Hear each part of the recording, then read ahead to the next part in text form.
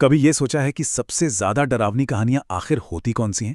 अक्सर वही जो बहुत कम दिखाती हैं और ज्यादातर हमारी कल्पना पर छोड़ देती हैं। आज हम एक ऐसी ही छोटी सी हॉरर स्क्रिप्ट को डीकंस्ट्रक्ट करने वाले हैं जो ये साबित करती है कि असली खौफ पैदा करने के लिए ना बड़े बजट या स्पेशल इफेक्ट्स की जरूरत नहीं होती।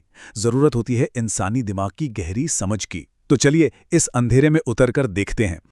स्क्रिप्ट की शुरुआत होती है बस इस एक लाइन से। कोई मॉन्स्टर नहीं, कोई जंपस्केयर नहीं, बस एक ऐसी सिचुएशन जिससे हम सब कभी न कभी गुजरे हैं।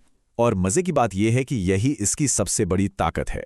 ये एक लाइन आज के ज़माने का अकेलापन और बेबसी का एहसास कराती है। सोचिए, अंधेरे में जब बाहरी दुनिया से संपर्क का इकलौता जरिया खत्म हो जाता है तो इंसान का अपना दिमाग ही उसका सबसे बड़ा दुश्मन बन जाता है। तो कहानी का जो पहला हिस्सा है ना, वो सीधा हमला करता है हमारी सबसे पुरानी इंद्रियों में से एक पर, सुनने की शक्ति पर। यहां डर इस बात का नहीं है कि क्या दिख रहा है, बल्कि इस बात का है कि क्या सुनाई दे रहा है।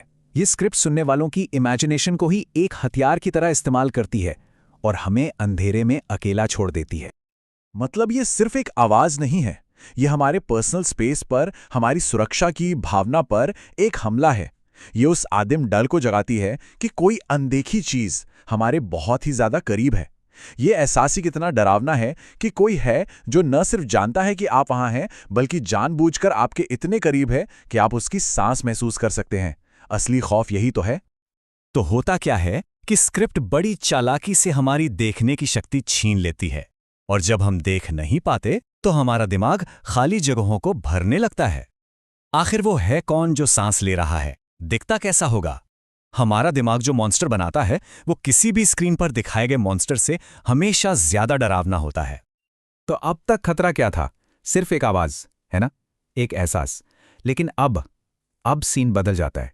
सुनने का यह खतरा अब एक सीधी और दिल दहला देने वाली बातचीत बन जाता है। खतरा अब सिर्फ महसूस नहीं हो रहा, वो अब बात कर रहा है। ये जो लाइन है ना, ये कैरेक्टर की एक डेस्परेट कोशिश है खुद को यकीन दिलाने की। उस घने अंधेरे में वो उस सच को जोर से बोलना चाहता है जिस पर वो यकीन करना चाहता है। ये एक मंत्र जैसा है, मानो बुरी आत्मा को दूर भगाने के लिए बुदबुदा रहा हो। और फिर जवाब आता है, सिर्फ एक शब्द, कानों में फुसफुसाहट की तरह।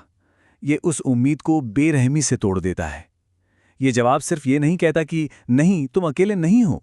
नहीं, ये तो उसे झूठा साबित कर देता है, उसकी अपनी रियलिटी पर ही सवाल खड़ा कर देता है। और यहीं पर स्क्रिप्ट एक बहुत ही अजीब सा मोड़ लेती है। एक बिल्कुल शांत, लगभग क्लिनिकल वॉइस ओवर हमें यह बताता है, एक तरफ इतना खौफनाक मंजर चल रहा है और दूसरी तरफ यह आवाज एकदम शांत। और यही चीज इसे और भी बेचैन करने वाली बना देती है। ये सोचने पर मजबूर कर देती है कि यह आवाज आखिर है किसकी, और यह सब कुछ इतनी शांति से कैसे देख सकती है। और यहीं पर स्क्रिप्ट का असली जीनियस सामने आता है। अब डर किसी बाहर की चीज से नहीं, बल्कि खुद के शरीर से है।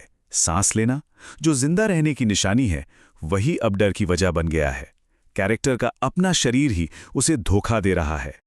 तो चलिए अब कहानी के दूसरे एक्ट पर आते हैं, वो हिस्सा जहां डर अब सिर्फ सुनाई नहीं देगा बल्कि दिखाई भी देने लगेगा। यहां खौफ विजुअल हो जाता है और उस चीज की असली फितरत सामने आने लगती है जो अंधेरे में छिपी है। अब देखिए, शीशे में बुरा अक्स दिखने वाला आइडिया हॉरर में कोई नया नहीं है, काफी पुराना है। लेकिन यहां स्क्रिप्ट इसे एक नया खतरनाक ट्विस्ट देती है। वो मुस्कान तो सिर्फ एक इशारा है कि कुछ गड़बड़ है। असली डर तो उस मुंह में है जो किसी ब्लैक होल जैसा है, एक खालीपन जो मानो सब कुछ निगल जाएगा। ये जो लाइन है ना, ये इस पूरी स्क्रिप्ट की जान है। ये उस मॉन्स्टर का सबसे बड़ा रूल है जिसका हम सामना कर रहे हैं। ये कोई मामूली हमशक्ल नहीं है जी, इसका मकसद कुछ और ही है, कुछ ज्यादा ही भयानक। इस फर्क को समझना बहुत जरूरी है। डर इस बात का नहीं है कि कोई किसी की नकल कर लेगा या उसकी जिंदगी जीने लगेगा। नहीं, डर इस बात का है कि किसी को वजूद से ही मिटा दिया जाएगा, ऐसे जैसे वो इंसान कभी था ही नहीं। उसकी जगह उसकी मौजूदगी को कोई और ले लेगा और उसके होने का कोई सबूत तक नहीं बचेगा। मतलब पहचान खोने से भी कहीं ज्यादा भयानक है ये है एनिहिलेशन, मतलब नामो निशान मिटा देना।